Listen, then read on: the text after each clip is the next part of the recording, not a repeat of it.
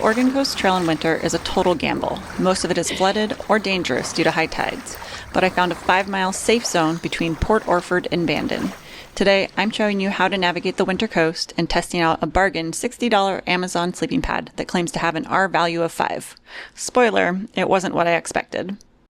I'm Kristen with Unstoppable Outside, and if you want honest gear reviews and logistics that actually work, hit that subscribe button. Now let's head to Brookings. Finally winter, and the good news is that means the days are getting a little bit longer.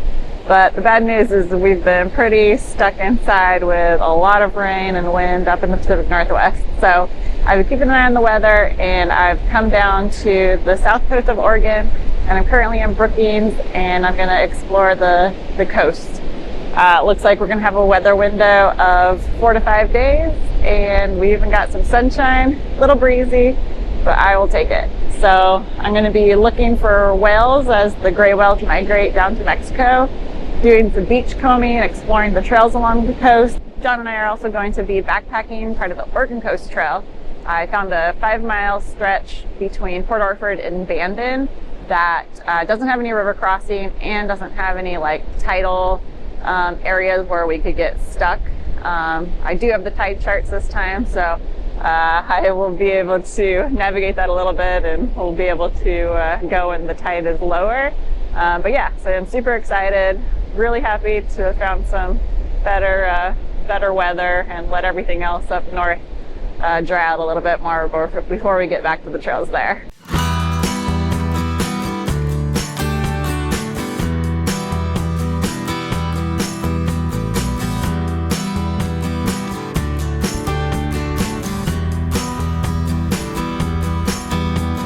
We parked at Cape Farello, and we're just doing a little half-mile hike back towards the Lone Ranch picnic area and beach. Just a nice little trail along the coast, and then we'll go explore some more at the beach.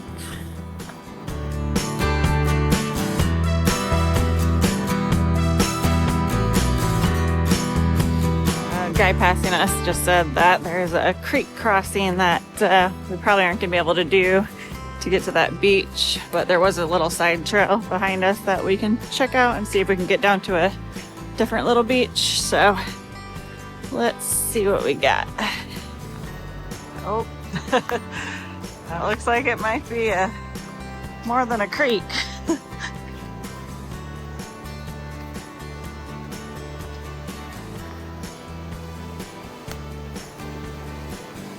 That's just all that extra rain we've been having.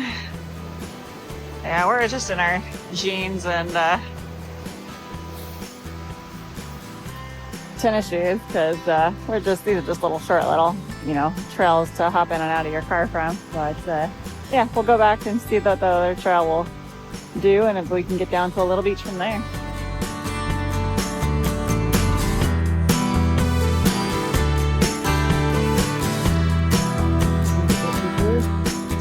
Yeah, these other little side trails seem like they're gonna go down to more creek water, so.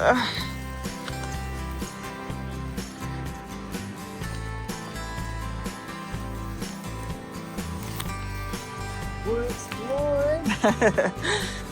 Exploring.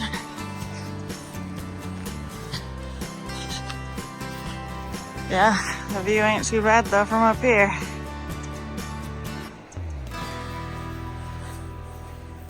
Oh, a little soggy. And the drainage. There's a creek under us, so my feet got pretty wet, but that's okay. There's still a trail here that people come through. Soggy. There we go.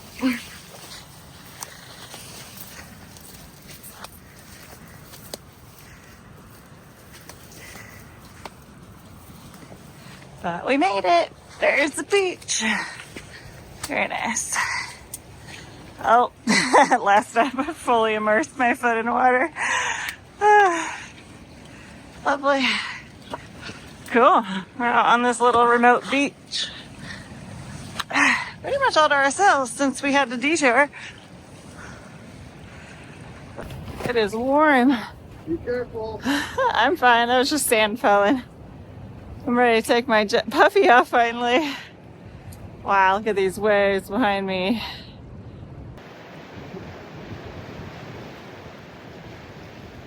So at this beach, we're finding all sorts of pukas and seashells.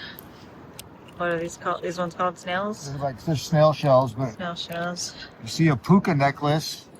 They're made from these types of shells. Yeah, but we have different colors on like the Hawaii peach ones. These are purple and black.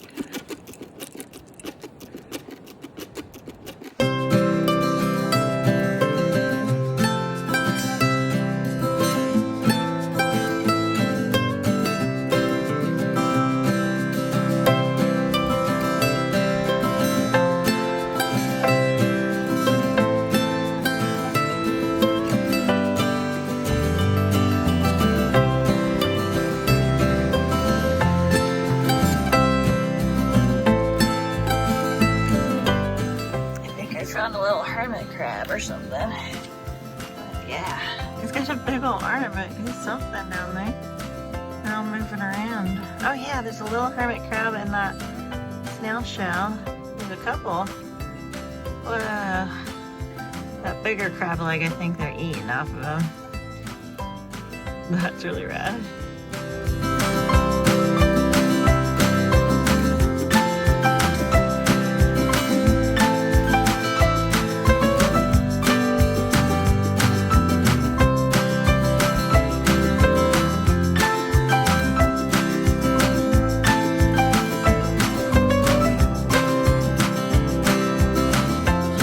Exactly what we were hoping for. It is December 27th and we are sweating. It is very warm.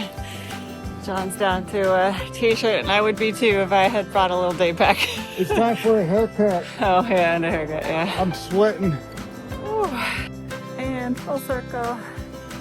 This little tree grotto we'll go through to get back to the car.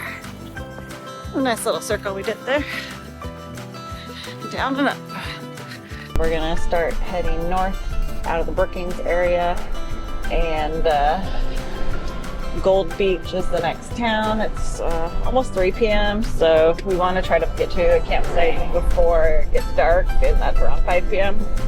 So we're going to likely end up at Humbug Mountain State Park, which is about 20 minutes north of Gold Beach, and Gold Beach is about 25 minutes from here. So we'll go through Gold Beach, look around, and then keep heading up to Humbug and get a campsite there for the night. We have all the options to either sleep in the truck or we will put the tent up. We'll see when we get there. So we bypassed Humbug Mountain State Park because it was very cold looking in the shade, but we've come further north past Port Orford to Cape Blanco State Park, where they have a campground. It's in the trees a little bit, but the sun is right there, the coast is right there, so this is going to be where we're going to scope out a spot for the night. We drove around and settled on campsite B2. It's got a little bit of sun coming through, so that's nice.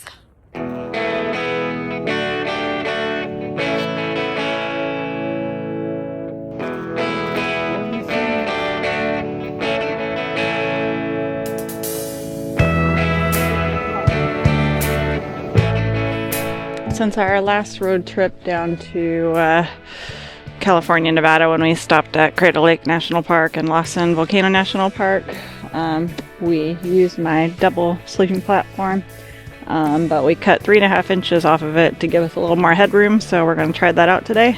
So we're going to get everything out of the back into the front seats, lay it out, and then we're also going to test out our new air mattresses.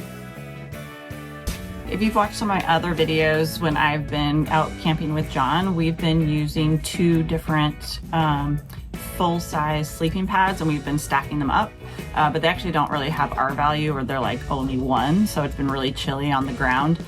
We can feel that cold air coming up below us. So we're heading out on a road trip where we're going to be either camping in the truck or hopefully beach camping, but the weather's been a little bit crazy, so we'll see what we find. So I did some research, And while there are some more expensive options out there, I ended up ordering this EvaJoy sleeping pad off of Amazon. It's only $59.99, so kind of a steal. I'm always a budget hunter. And it has an R value of 5. So we're gonna test that out this weekend. So yeah, let's take it out of the box, see how big or small it is compared to the 2 sleeping pads that we use. So this is actually 2 single pads that attach together, but it's only gonna be 1 layer versus us stacking 2 air pads on top of each other to get the comfort that we like. So we'll see if it has enough comfort. It has, it's supposed to be like 3 or 4 inches once you get the air in. So it should be about as thick as what we've been doing, but we'll try it out. Okay, so we got 2 individual air pads. Perfect. Looks like they've got some additional packaging in here that we'll want to take out. Thanks, Jeffrey. So bigger valves, pumping up, and they have snaps that we will snap the air matches together. So technically these are a little bit heavier than just single pads like I have when I just go by myself. But the fact that these can snap together will make it a more cohesive system and won't be sliding away since we're sharing the same sleeping pad. So, but overall these 2 sleeping pads way less than the other 2 that we have been taking, so that's winning. But yeah, so we'll show you more as we get this set up at camp and see how we like it. Okay, and this has like a squeeze inflation, like a step or hand pump. So we're going to unscrew the inflation valve, pull out air stopper, continuously pressing the airbag with both hands, insert the air stopper back and screw the cap, and we're done. All right, let's give this thing some CPR. Whew, okay, this takes a lot of work. Yeah, that's faster. You did it. You can squeeze it. You can do both. Do both? Yeah, you can squeeze this, or I think it's still faster to blow it up by air. Okay, now that I have it fully inflated, it has these kind of like button sliders. So, one on each end. Goes in and slides into place, and then it locks. Crawl in there. What do you think?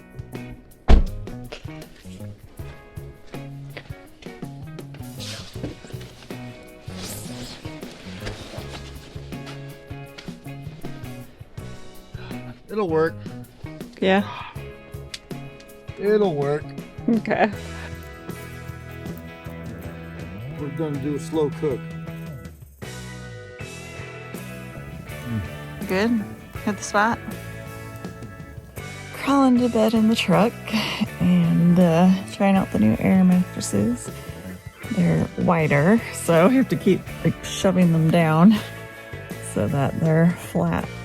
But they have these built-in pillows too. I was a little worried like the angle would be too much, but it's pretty comfortable. So yeah, a little chilly at first, but we've got a wider sheet that you kind of see behind me. That's like it's like a sleep sack, and so it's got buttons on the sides to get in. It's stitched all the way down on each side to keep it contained, and then at the very, very bottom, you can unzip it to get your feet out if needed, which I really love. And then I've got my sleeping quilt on top of us, and then our big double sleeping quilt that's completely encompassing us from there. So now that I'm under here, I'm starting to warm up. And hopefully I can get out of my jacket eventually. But yeah, not too shabby. And then I've got my metallic window coverings on. I forget what the material is called, but that helps to block the light and also keep the heat in. So little update on tomorrow's plan. So Tomorrow is Sunday. We've already made it up past Port Orford, and we are only a few miles away from where I wanted to do the backpacking. There is one creek crossing, Flora Creek. So we're gonna do a little scoping out and see if it's passable. Low tide's at 11:27 a.m. tomorrow. So, or maybe 12:38 8 a.m. It's somewhere in that, lunchtime frame. So it's not bad. But, yeah, so we're going to scope that out, see if that's passable. And if so, we'll just go on the other 4 or 5 miles up to the BLM primitive campground, and then backtrack the next day on Monday back to wherever we end up parking the truck, and then keep heading north back to Seattle. But yeah, we will see. It's always more challenging in winter. The conditions are always a little bit rougher, but we're going to get up to something a little bit more endurance oriented, because I love to have more miles under my feet than anything. So, all right. Sweet dreams, everyone. And we'll catch up in the morning with what's next. Good morning. Well, first night on the new air mattress. Little firm. I'm going to let some air out, but not bad. And then I added my Enlighten pillow as well, and just blew it up a teeny bit to have a little bit softness, because this was way too firm for my head for the built-in pillow.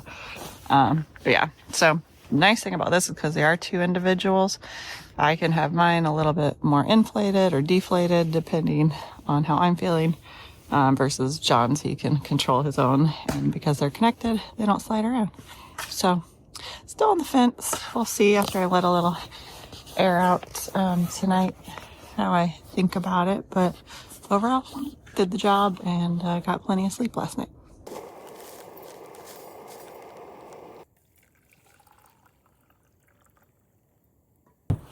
My hands are freezing, so put my mittens on, but we broke up camp and we're gonna try to go find some sunshine. There's a little bit peeking through, but yeah, we're gonna clean up our gear once we find like a parking lot or something where we can stay a little bit warmer to do all that.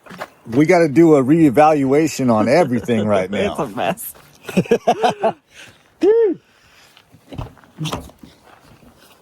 Yeah, not great. It's okay.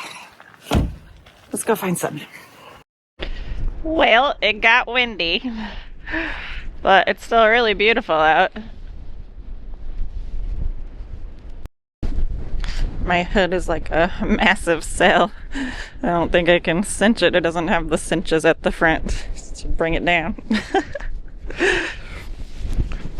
There's a cool lighthouse here. We put on our rain gear to block the wind. But yeah, it's gusting pretty good out here. But we're gonna go walk over to the lighthouse and see what's up on the bluff, and then find a less windy spot from there to sort out our gear and head on down to the next location for the backpacking. Gotta be bundled up. It's a good look.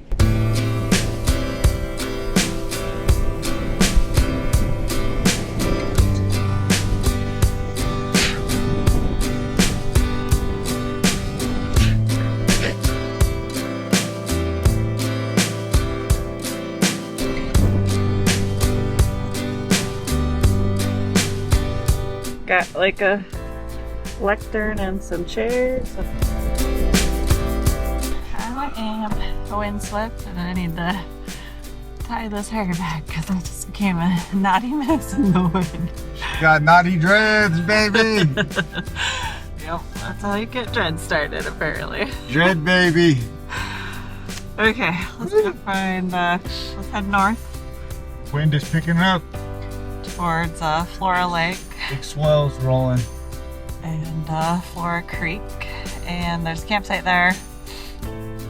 That looking to see if we can park the truck there overnight. I might just reserve a campsite to do that, and then we'll check out this section of the Oregon Coast Trail and see if we can, if it's passable. And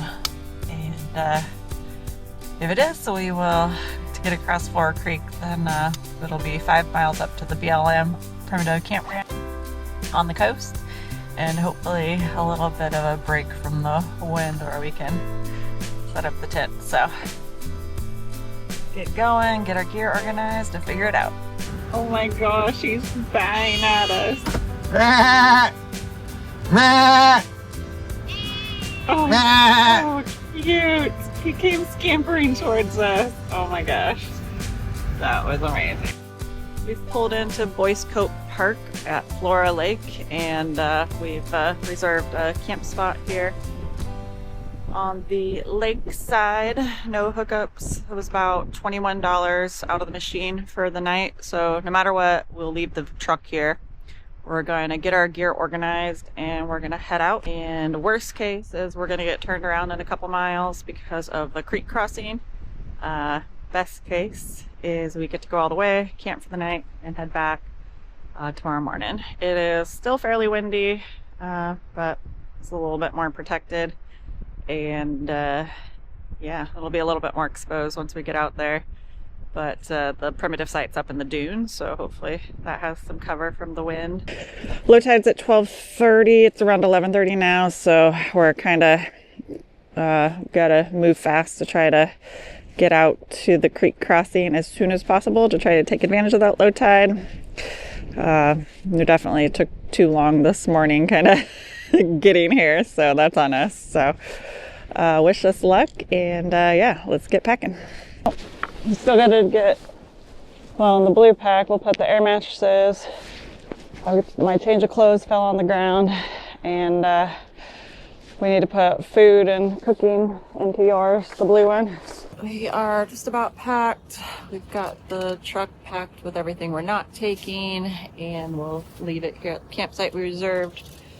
Change clothes, got into my soft shell pants and vest and hoodie and some wool socks, and once we get under the sun we'll be pulling off the layers and I'll throw those back into my backpack. All right, let's see how far we can go. Just walk out of the campground, and then we're right here at the Flora Lake Lagoon, and they have a bridge to take you out to the dunes and the beach. Down to the right? Yep. Around the lagoon. It's a nice little bench. Water level's a little high. Hopefully that's not some foreboding of what we're about to experience.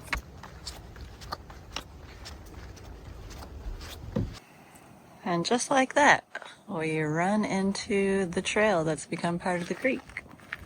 Part of the lagoon. Part of the lagoon, yes. A lot of water.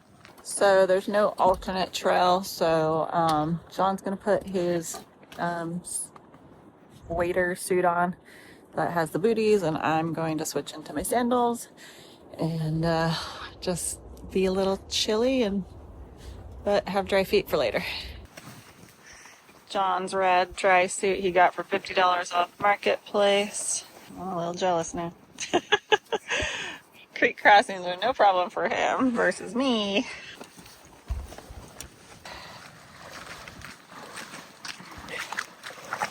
Yep, that's cold.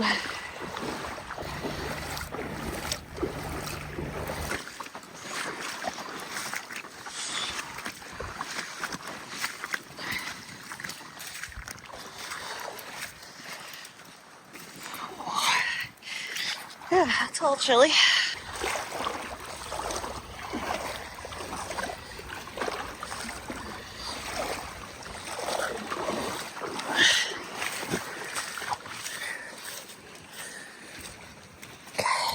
Man, that totally went up to my knees. Oh,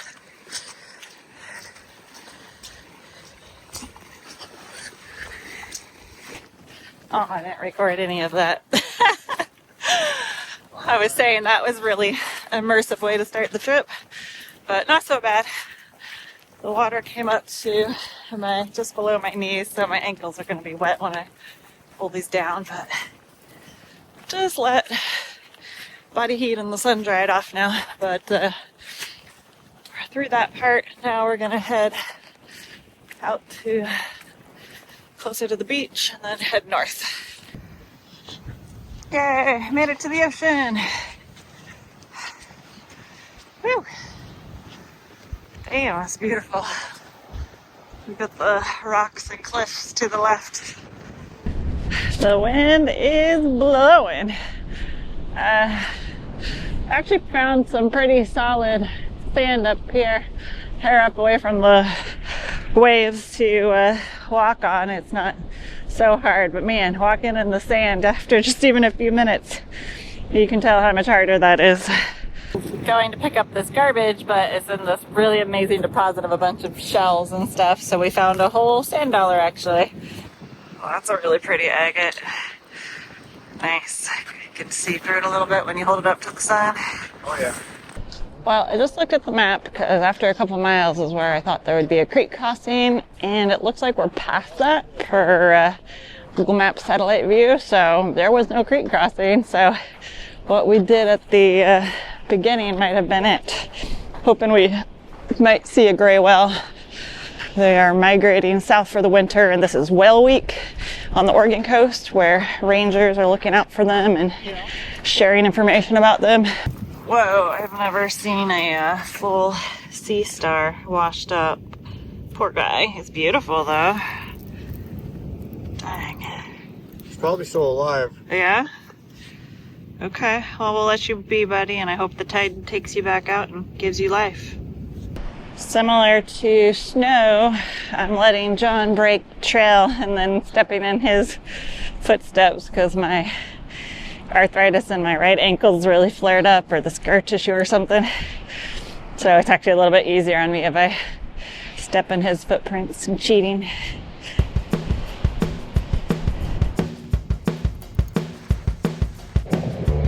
I think I spotted a whale. Let's see. That is actual.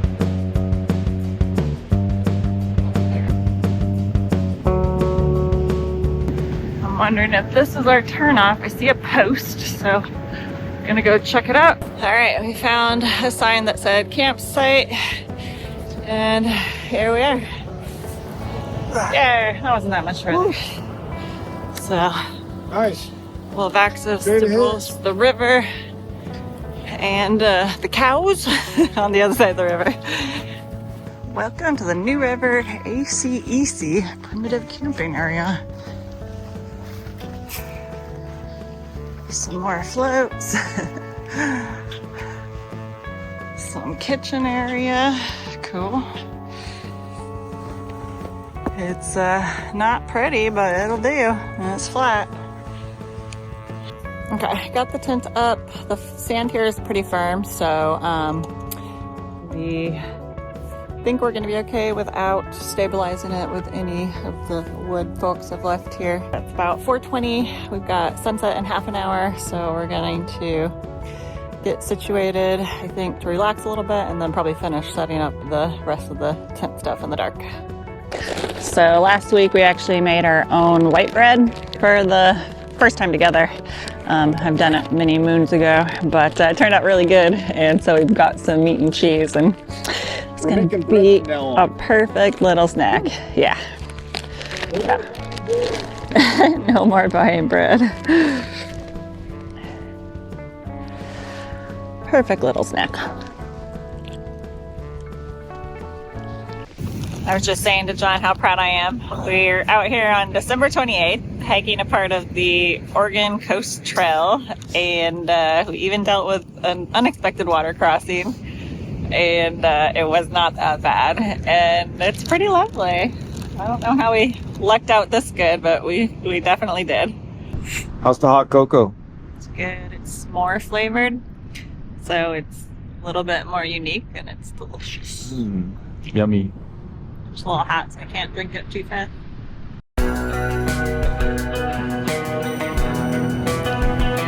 Last rays of light.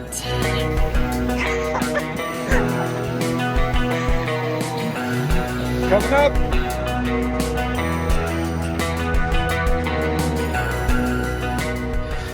We are cozied up for the night. Hard to see. Just having some snacks in the tent, staying out of the wind. Put some more wood around the base of the tent to try to block the wind and flapping. Otherwise, it's gonna be a little bit noisy night, but I think the wind's supposed to die down. So we're gonna stay cozy and see you in the morning, and maybe throw the fishing lure into the river or the ocean, and head back later after the sun comes up. All right, good night. Good morning. It's chilly. Didn't sleep great, and I'd say the air mattress does not have an R5 rating. The price and the marketing was too good to be true. You can feel all the cold air coming up underneath us. All right, time for some coffee. High tide is now going out. I'm gonna go take a peek. I'm a little tired than what it was last night, and go pee, and yeah, we'll explore the coast a little bit more on our way back. Sunrise is beautiful, but okay, I was technically only supposed to be in the 40s last night, but the wind chill actually froze our condensation on the inside of the tent and on the outside. Huh, that's new. I mean, I've snow camped, but I wasn't expecting that.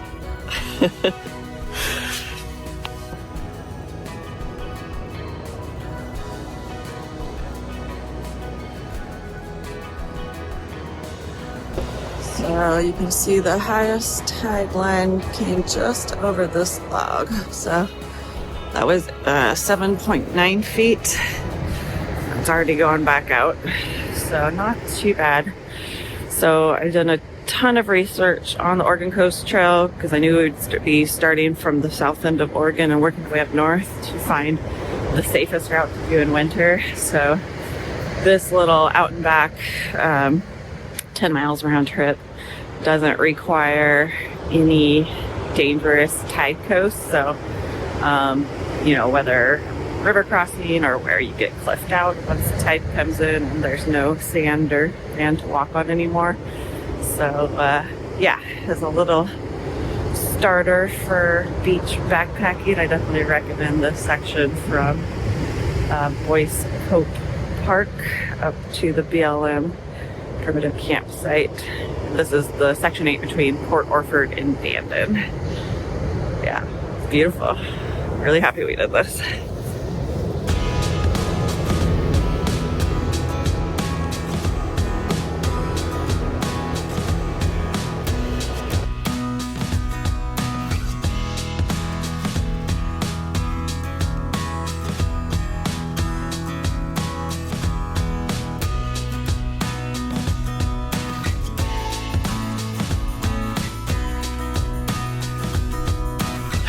Go check out the river.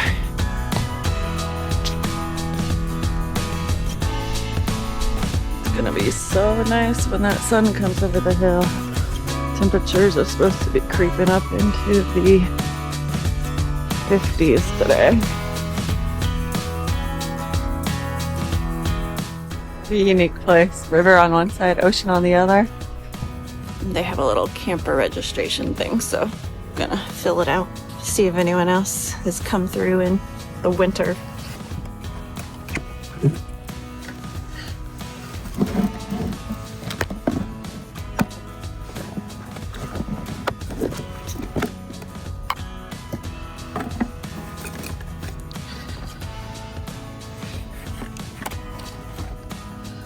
Okay, someone came through in October. That's respectable. You're on a day jaunt. Offshore wind, 72 degrees. Amazing. Very cool. Overnight out and back from Boyce Cope. Waded through the overflowing Flora Lake. Chilly but amazing sunrise and sunset. You ready to go? A little after 10 and we're gonna start heading back. We only paid for really 24 hours at the campsite to leave the truck, and we're gonna be pushing that. So might try a couple spots along the way where the river has run in a little bit more and do a little fishing, but I think we'll go find a river later today and spend some more dedicated time there after we get back to the truck. All right, 5 miles back to the truck, plus that fun little water crossing right when we get there. Well, we messed up. It's like super soft right here. We thought we could just walk across this little channel from the tide, but yeah, now our feet are all wet. We're gonna backtrack. Whew, okay, it got warm walking, so it's time to delayer.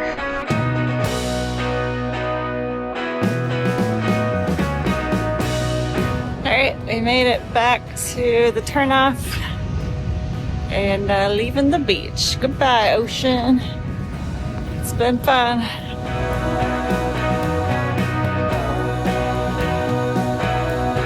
Made it. Oh. That was good, but that was hard on the knees. Yeah. Back to the water crossing.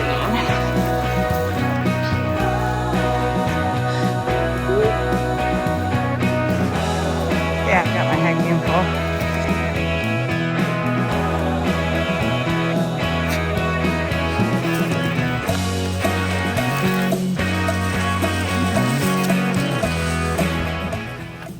And keeping the shoes on because they're gross and already wet and full of sand.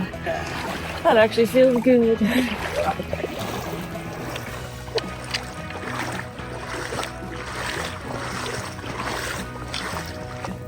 Oh, my shoes are all clean. Perfect. Go right on through.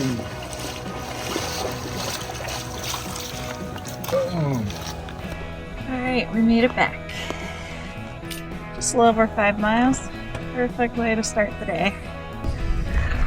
Oh, thanks for joining us on this adventure along the South Oregon coast. Definitely was fun doing the backpacking and doing all the beach combing. Still haven't seen a gray whale, but there's still hope on the way back north. We'll keep an eye out. Thanks again for watching as I explored the Oregon coast. Find that subscribe button to keep checking out my latest adventures.